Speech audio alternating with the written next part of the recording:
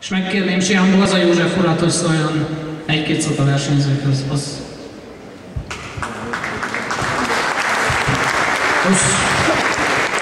A képviselő, tisztelt Sian, engedjék meg, hogy az Olyama Karate Kyokushin Hungary szervezet nevében én is nagyon nagy szeretettel és tisztelettel köszöntsem Önöket.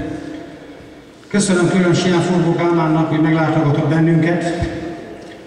Nagy öröm ez számunkra. Üdvözlöm a más Kyokushin szervezetek vezetőit, edzőit, versenyzőit. Bízom benne, hogy mindenki, amit otthon megtervezett magának és eltervezett érmet fogja nyakába akasztani. Én is szeretném megköszönni Szenszei Oraszki Zoltánnak, a Sátorjai Klubnak a vezetőjének ezt a nagyszerű munkát. Mint tudjuk, 5. verseny, ebből még bízunk benne sokkal több lesz. Én is hoztam neki egy nagyon szerény ajándékot, kérem, hogy ezt fogadja el tőlünk. Köszönöm szépen a munkádat.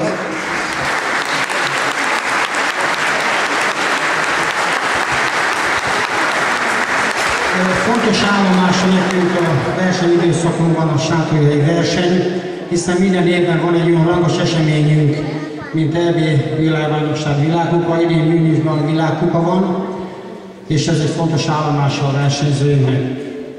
Én bízom benne, hogy hasonló eredményeket hozunk el, mint az elmúlt években. Ezt kívánok mindenkinek, jó egészséget, a versenyzőnek jó versenyzést, jó szurkolást.